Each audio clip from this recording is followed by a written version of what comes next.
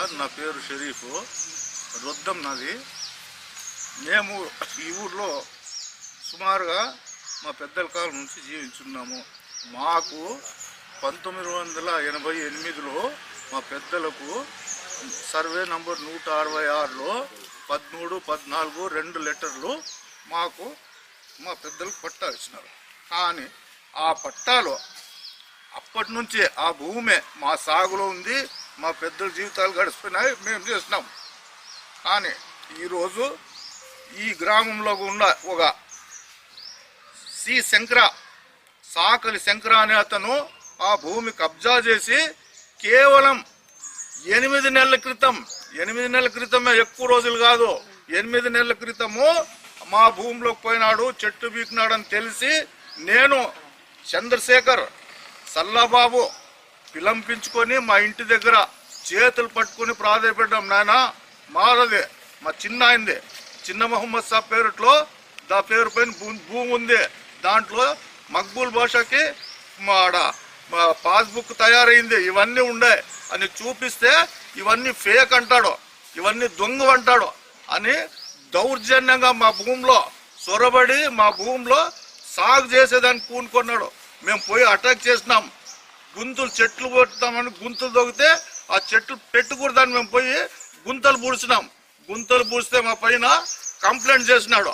Complaint చేస్తే ఆ SI గారు, రొద్దం ఎస్ఐ గారు మహానుభావులు, వాళ్ళకి చేతులెత్తి మొక్కల్లా ఆయనకి పైన ఎంత అభిమానం ఉందో ఉమాశంకర్ పైన, మమ్మల్ని వికలాంగుడు అనేది కూడా చూడకుండా, నా వయసు 64 ఏళ్ళు, లంజా కొడుక అనుకుంది నాకు నోరెదురుడు ఆయన నన్ను చూస్తే. నేను ఏం చేసినాను ఆయన చెడు అది భగవంతుడికి తెలుసు, ఆయనకి తెలుసు. నేనైతే నా సొమ్ము మా చిన్న ఆయన అది. కాకపోతే 13వ లెటర్లో మా చిన్న ఆయన, 14వ లెటర్లో మా నాయన, చిన్న మహమ్మద్ సాబ్, పెద్ద మహమ్మద్ సాబ్, వాళ్ళిద్దరూ ఒక తల్లి సంతానం. ఈరోజు మమ్మల్ని ఈ తిప్పులు పెడుతూ ఆ ఉమాశంకర్ అని అవుతాడు. మేము ఏం చేయాలి? ఆ ఎస్ఐ అయితే మమ్మల్ని వేపుకు తింటున్నాడు. డిగ్రీ చదివే నా కొడుకు నా ముందరాలే నీ పైన కేసు పెడితే నీకు జీవితం ఏమవుతుందిరా, నువ్వు చదువుతాడు డిగ్రీ అంటావు, ఏమవుతావు లంజా కొడక అంటాడు. మాకెంత కాలుతాం సార్, ఎందుకు మా పైన ఇట్లు పట్టినాడు, మేమేమైపోదు. ఇదే ఇట్లే జరిగితే ఆ ఎస్ఐ ముందర, ఆ స్టేషన్ ముందర మేము కుటుంబం సభ్యులంతా విషయం తాగి సస్తాం.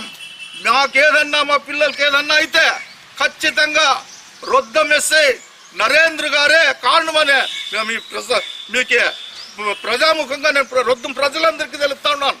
భవిష్యత్తు కాలంలో నా ప్రాణం ఉన్నంత కాలం మా భూమిలోకి ఎవరన్నా ఆ శంకర అనేవాడు అడుగు పెడితే మేము విషయం దాకా అక్కడే చేస్తాం. వాడు మమ్మల్ని చంపి ఆ భూమి చేసుకోవాలి. మా సావుల పైన వాడు చెట్లు నాటల్లా, నిష్కారణంగా వాడు చెట్లు నాటినాడు అంటని చెప్పి ఉపాధి హామీ పథకంలో నేను చెట్లు తెచ్చినాను, నేను నాటించినానంటని చెప్పి మా పిల్లల పైన కేసులు పెట్టాను. నిన్న ఈనాడు పేపర్లో వేపించినాడు. వేపించి మా పిల్లల్ని ఎదుగుతూ ఉన్నారు, పట్టుకొని పోయి కొట్టేకి. స్టేషన్ పోలీసులు మా ఇంటి దగ్గరకు వస్తూ ఉన్నారు. మేము ముందుమా సర్దుమా? ఇంత దాష్టికమైతే మరి ఎవరు దీనికి బాధ్యులు?